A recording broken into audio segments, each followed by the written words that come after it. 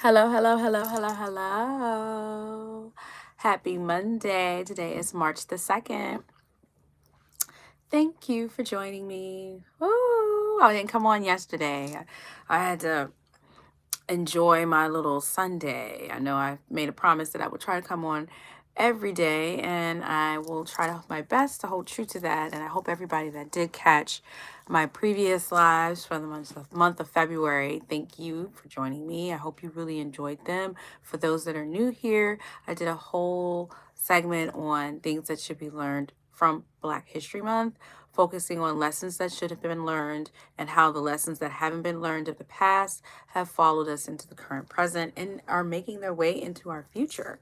Speaking on specific topics that hinder us from having effective leadership, not only in our personal lives as us as leaders, but in society and those that we look to and within the workplace as well.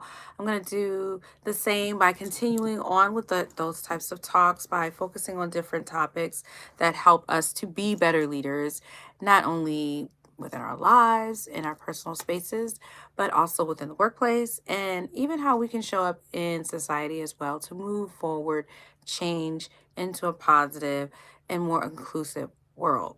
A world that is all about ensuring accountability for all and not just for the few, usually aligning that with some forms of discrimination and bias and oppression in many ways, as history has showed us, and how current information and just the experiences and proof and facts that have shown and highlighted presently and which are here to stand if we don't make a change and leading us into the future.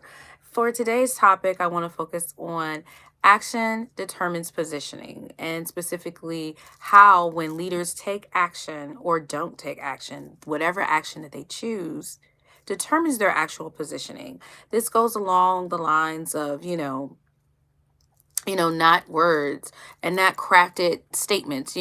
Leadership always looks to explaining and using words to try to justify a position, right? But truly, actions and how we go about making our decisions determine where we truly stand. This comes from, how, we look at just even positionings when we see speaking on certain topics within the workplace. One second. Pardon me, and thank you. How we focus on different topics within the workplace, and how, hi, thanks for joining me, how our actions determine our positioning, are determining our positions and our beliefs, how we view people, how we feel things are a benefit or are not a benefit. And as a leader, that truly represents your stand in positions, especially when it comes about looking at how others are being impacted by the decisions that we make, right? So, right within the workplace, when we are moving about and a leader is making a decision and you see that that decision is a hindrance to employees, or it's a hindrance to the overall effectiveness of workplaces and processes and things like that, that is showing, one, how the leader is showing up, and two, how a leader is truly aligned with the actual workplace and those within the workplace, and really an understanding of how they even know about being a leader, right? And leadership is not just about delegating and dictating and just handing out orders. It's all about, truly understanding your environment, those that work in your environment, the processes of your environment, even those outside of the workplace, as far as suppliers and contract workers and other businesses that we're aligned with. So it's not just all about you dictating and giving information, being calculated and deliberate in how you execute, and just you just being in a leadership position and having that power doesn't mean that you're actually competent in executing and deliberating and going about being about ensuring performance and actual goals are being met, and actual profits are actually even occurring. And so when we're speaking about that, it's all about how a leader moves about, right? It doesn't mean that they're competent in doing it. They're just showing up confidently, and some not even competently. They're just in the room. And since they have that sense of power and, overall, final say, they can go about getting things done, right? But it doesn't mean that it's done effectively. It doesn't mean that it's done accurately. It doesn't mean that it's even beneficial. That's where it shows where they're actually aligned. Are you aligned with the good of all, or are you aligned for the good of self, for the good of power, for the good of, enrichment, or for the good of suppression in many ways? It goes in all those types of understandings.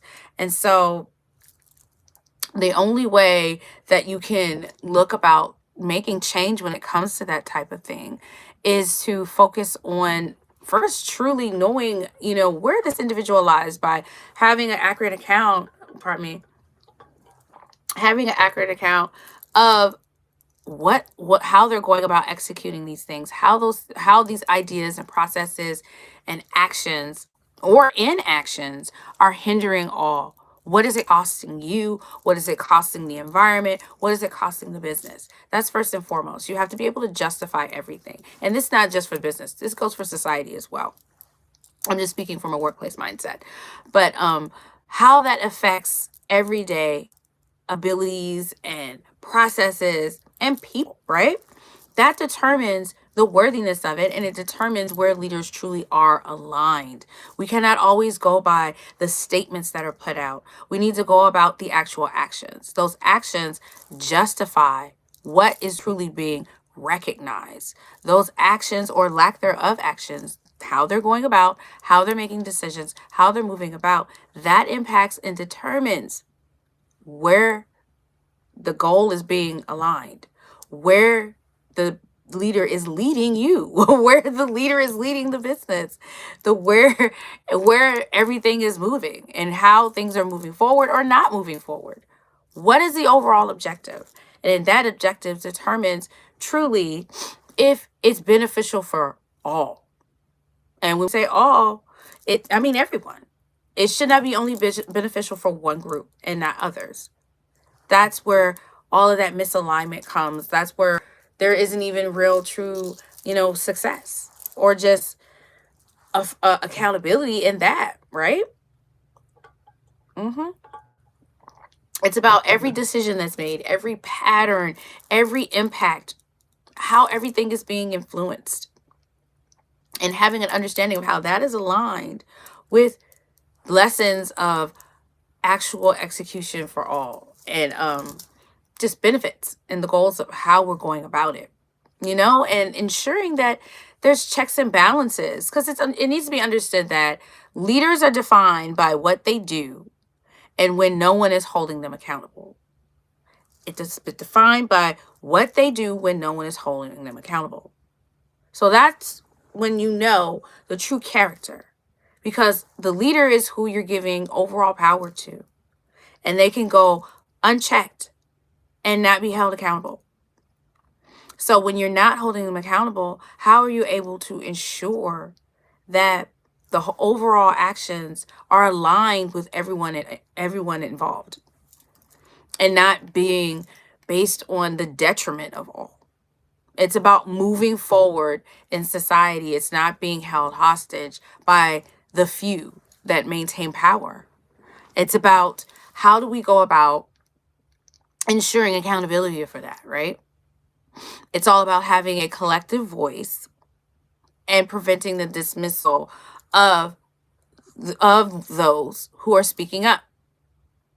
It's about not being silent and having a true accountability of what has happened and went on, documenting everything. And then when we say accountability, what does that look like for someone in power? I mean, depending on many corporations, one second. Depending on many corporations, pardon me, thank you. Depending on many corporations, there really is no form of accountability. Even when they are removed from their positions, they are removed and paid handsomely.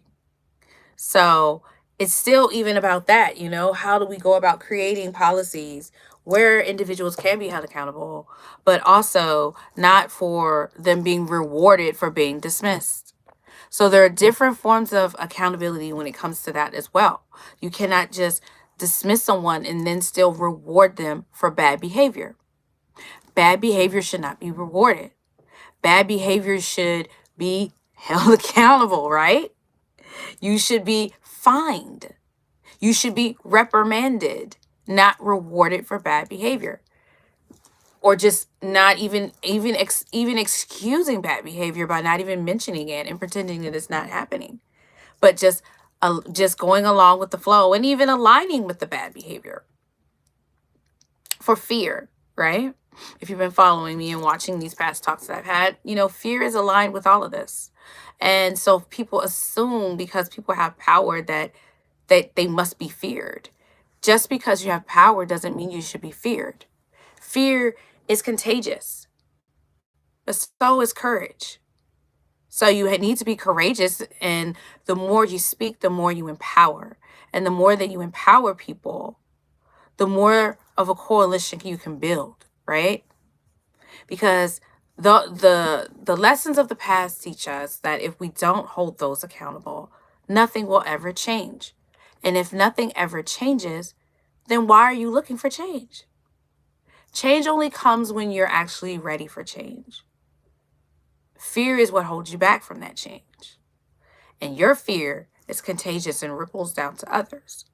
So you can't demand change and want change, but then move in the actions of fear. And when you're moving in the actions of fear, that means you're not acting, right? But just thinking. There's no movement. There's no growth. You're hindered and still and stuck. And you want progression. You want movement, right? Movement can even start with just a thought. The building of an idea, and that idea builds onto another idea, and that idea builds onto another idea, and then you have a strategy. And then from that strategy, you focus on how you can execute that strategy. That's the key to building true forms of accountability, true forms of recognition for even how to go about it. But overall, it's not about staying quiet. It's about movement, moving forward, not being fearful, and just recognizing and then and highlighting that, and even calling it out when you see it. Because when you remain silent, that allows for, the actions of leaders to continue and for them to build their own, safety net to where even no forms of accountability can be had.